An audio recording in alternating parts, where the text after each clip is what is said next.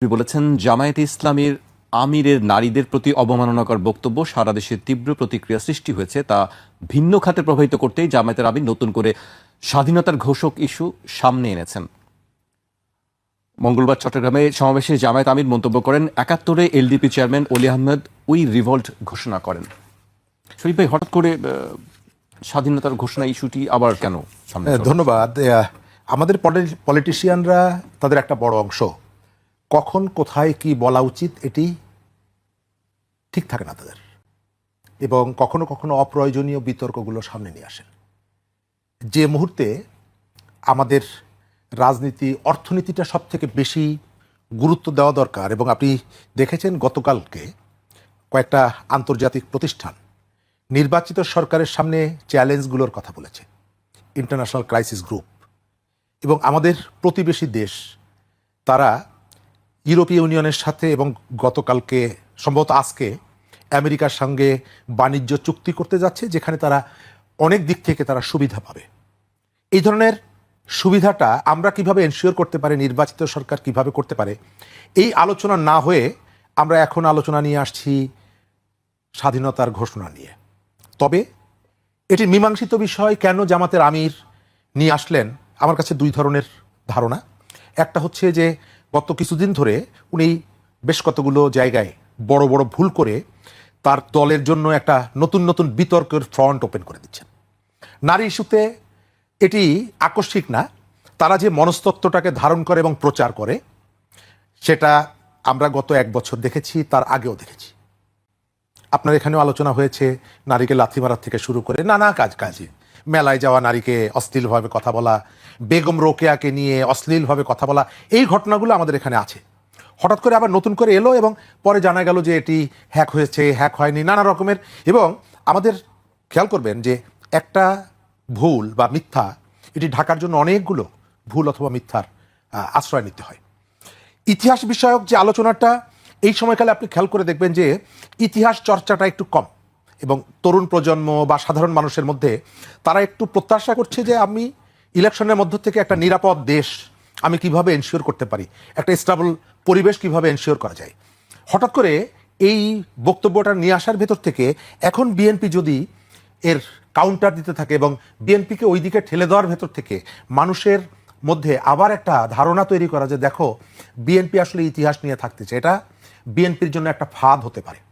কারণ যার সম্পর্কে বলা হয়েছে কর্নেল অলি ওই মঞ্চে ছিলেন, কর্নেল অলি কখনোই নিজের স্বাধীনতার ঘোষক এটা দাবি করেননি। দ্বিতীয়ত, কর্নেল অলি হচ্ছে চট্টগ্রামের একমাত্র নেতা যিনি শুধুমাত্র জামাতের সঙ্গে বিএনপির সম্পর্কের কারণে বিএনপি ত্যাগ করে গেছেন আরো কতগুলো যুক্তি দিয়ে।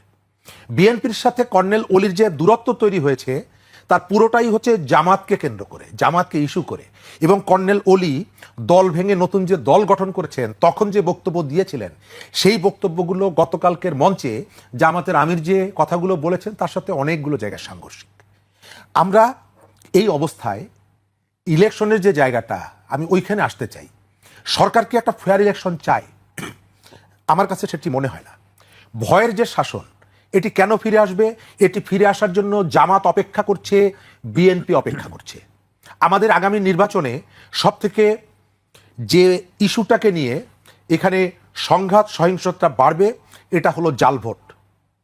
এটি একটি গুরুত্বপূর্ণ ভূমিকা পালন করবে, কারণ আমাদের ভোটারদের একটা বিরাট অংশ তার নিজ এলাকায় অনুপস্থিত থাকবেন, একটা রাজনৈতিক দলের অনুসারী যারা, আওয়ামী লীগের অনুসারী যারা, এবং চেষ্টা করা হবে ওই ভোটটা কাস্ট করার জন্য। নির্বাচনের জয় পরাজয় এটি একটি গুরুত্বপূর্ণ ভূমিকা রাখবে, এবং যার যেখানে শক্তি আছে তিনি সেই শক্তি দিয়ে চেষ্টা করবেন এই ভোট ব্যাংকটা নিজের অনুকূলে নেওয়ার জন্য, অথবা তার কর্মীদেরকে দিয়ে এই ভোটটা যাতে তার দিকে বেশি আসে। আওয়ামী সমর্থক যারা অনুপস্থিত থাকবেন তাদের ভোটগুলো জাল হয়েছে বিভিন্ন জায়গায়, আমাদের ট্রেডিশনে আছে এটা। এবং নির্বাচন ধরেও অনেকের ম্যাটিকুলাস প্ল্যান আছে, কারো কারো এই প্রিপারেশনও আছে। বিএনপির মতো ওই যে চলে যাওয়ার পর, রোগী মারা যাওয়ার পর ডাক্তার আসার মতন অবস্থা সবার না। নভেম্বরের 10 তারিখে ভোটার মাইগ্রেশন এটি ক্লোজ হয়ে গেছে, তারা গত কয়েকদিন আগে গিয়ে বলছে কোথা থেকে এলো, এরা কারা, কোথা থেকে এলো, ওবায়দুল কাদেরের সেই বক্তব্যের মতো। তো কারো কারো প্রস্তুতি আছে, প্রিপারেশন আছে। এই ভোটগুলোকে কিভাবে কাভার করা যায়। আমি যেটা মনে করি, সরকারের যে জায়গাগুলো আছে, পুলিশ প্রশাসন, শৃঙ্খলা বাহিনীকে সরকার নিজেই চায়নি যে তারা নিজের পায়ে দাঁড়াক। হবিগঞ্জের কথা মনে আছে? এই ঘটনার পরে পুলিশের মধ্যে যে ধরনের আত্মবিশ্বাসটা তৈরি হয়েছিল, আবার পুলিশ সেখান থেকে সরে গেছে। আপনি সন্ধ্যাবেলায় ধরলেন একজনকে, রাত্রেবেলায় আবার বিচারক খুঁজে বেড়াচ্ছেন, কারণ ভোর রাত্রে আদালত বসাতে চাচ্ছে জামিন দেওয়ার জন্য। তো এই যে ঘটনাগুলো, এই ঘটনাগুলো মানুষের মনের মধ্যে সংশয় এবং শঙ্কা তৈরি করছে। সরকার চালাকি করছে। নুরুল হক নূরের উপরে আক্রমণ হয়েছিল সেপ্টেম্বর মাসের 2 তারিখে, বিচার বিভাগীয় তদন্ত কমিটি হয়েছিল, এখন পর্যন্ত 15 দিনের জন্য এখন পর্যন্ত রিপোর্ট দেয়নি। এই সরকার প্রথম থেকে পলিসি নিয়েছে দুটো। এক হচ্ছে মাঠে তার একটা বাহিনী থাকবে যারা ভিন্ন মত, ভিন্ন পরিচয়, এটা নিয়ে যদি কেউ আসে তাদেরকে আক্রমণ করা হবে। এবং আক্রমণের মাত্রাটা দেখেছেন, আপনার অফিসের সামনে পোস্টার লাগানো আছে।